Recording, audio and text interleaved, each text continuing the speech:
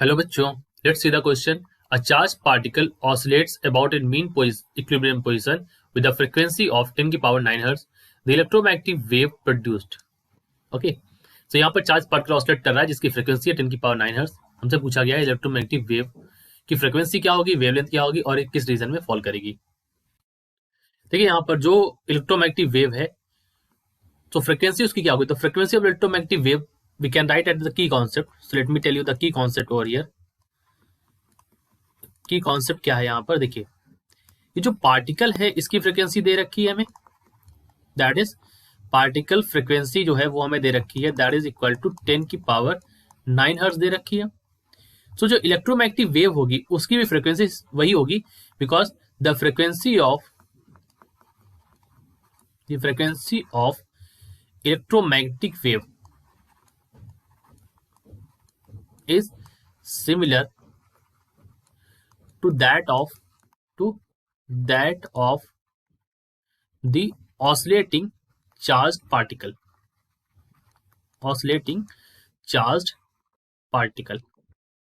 ठीक है, तो उसकी फ्रीक्वेंसी तो हमारी सेम होगी.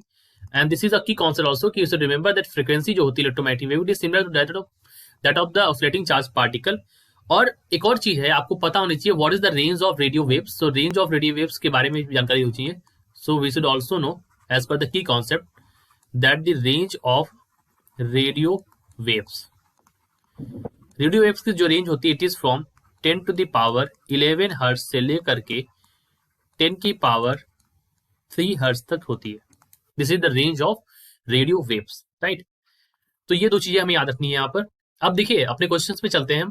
यहाँ पर क्वेश्चन में पहला तो ऑप्शन हमारा यहाँ पर ऐसे सही हो गया. इन्होंने कहा है कि the electromagnetic wave produce will have frequency of 10 की पावर 9 हर्ट्ज. तो ये बात सही है, जैसा मैंने की कॉन्सेप्ट में देखा कि frequency of electromagnetic wave is similar to that of oscillating charge particle.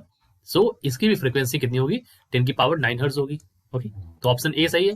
फिर उन्होंने कहा it will have frequency of 2 × 10 की पावर 9 हर्ट्ज. तो ये तो गलत हो गया. अब बात करते हैं ऑप्शन सी. इन्होंने कहा है it will have wavelength. So we will find the wavelength of this electromagnetic wave. देखिए वेवलेंथ निकालने के लिए क्या करते हैं, टू फाइंड वेवलेंथ हमें पता है दैट वेवलेंथ इसको हम रिप्रेजेंट करते हैं लैम्डा से.